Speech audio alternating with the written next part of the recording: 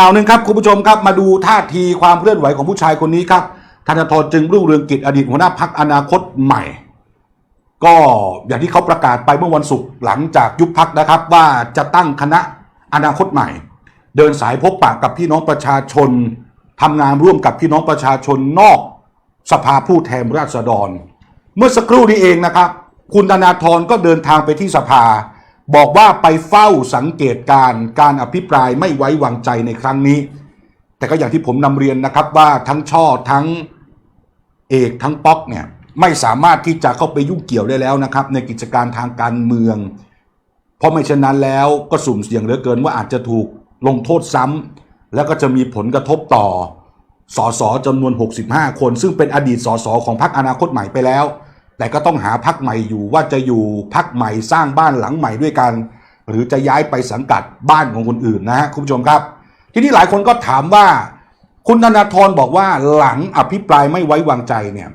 จะลงไปอยู่เคียงข้างกับพี่น้องประชาชนเนี่ยมันหมายความว่าจะลงถนนหรือเปล่าอันนี้ก็ว่ากันตามตรงนะคือถ้าไปถามเขาตรงๆเนี่ยเขาคงไม่ตอบหรอกว่าเขาจะลงหรือไม่ลงถนน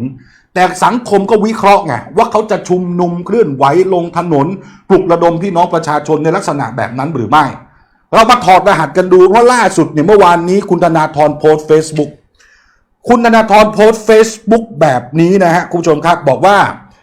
ขอยืนเคียงข้างกับผู้คนถ้อยคำนี้โพสต์เป็นทั้งภาษาอังกฤษแล้วก็เป็นภาษาไทยโดยมีการโพสต์ภาพของกลุ่มคนรุ่นใหม่กลุ่มนักศึกษาทั้งจากธรรมศาสตร์ทั้งจากมชทั้งจากมนเรศวรที่ออกมาชุมนุมแฟลชม็อบแล้วก็ชูป้ายต่อต้านกระบวนการยุติธรรมคุณธนาธรเลือกโพสต์ภาพเหล่านี้ซึ่งผมใช้คำว่าเป็นการโพสต์ภาพที่มีการชุมนุมกันแล้วคุณธนาธรก็บอกว่านี่คือภาพของพี่น้องประชาชนจำนวนมากที่ได้ลุกขึ้นมาต่อสู้กับความอายุติธรรมด้วยตัวเองผู้คนที่ไม่ยอมเพิกเฉย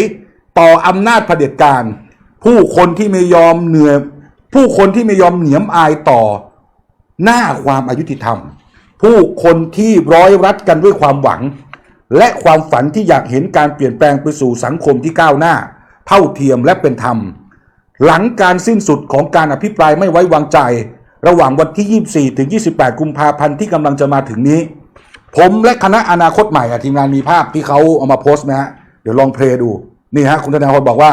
ผมและคณะอนาคตใหม่จะมาร่วมเดินทางต่อไปกับพวกคุณผมขอขีดเส้นใต้แบบนี้ถ้าไม่คิดมากก็ไม่คิดมากแต่ถ้าคิดมากมันก็คิดมากคือคุณธนาธรเลือกที่จะโพสต์ภาพของนักศึกษาที่ชุมนุมระหว่างวันเสาร์กับวันอาทิตย์เนี่ยภาพพวกนี้หลังจากศาลตัดสินยุบพรรคอนาคตใหม่พอโพสต์ภาพแบบนี้ปุ๊บแล้วบอกว่าหลังวันที่28กุมภาพันธ์ผมและคณะอนาคตใหม่จะเดินทางต่อไปกับพวกคุณเด็กนักศึกษากลุ่มนี้ที่ออกมาชูป้ายออกมาจุดเทียนได้ใจธนาธรผมพูดได้เลยนะครับคนที่ไปชุมนุมเมื่อเสาร์อาทิตย์ที่ผ่านมาได้ใจธนาธร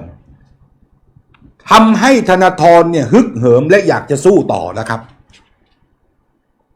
เขามีภาพมากมายเขามีภาพสสมีภาพอดีตผู้สมัครสสมีภาพใครต่อใครมากมายเขาไม่โพสต์นะครับเขาไม่พูดถึงในยามหน้าสิวหน้าขวานเขาโพสต์ถึงคนที่ออกมาชุมนุมเมื่อเสาร์อาทิตย์เขาบอกว่าเขารู้สึกมีพลังดูจากคำพูดเขาและบอกว่าจะมาเดินทางต่อไปกับพวกคุณเขาว่าเดินทางต่อไปกับพวกคุณนั้นมันจะหมายถึงเรื่องอะไรจะหมายถึงการชุมนุมในภายภาคหน้าหรือไม่ก็ต้องติดตามกันต่อไปนะฮะคุณผู้ชมครับอันนี้เป็นมูฟเมนต์ของธนาธรนะครับคุณผู้ชม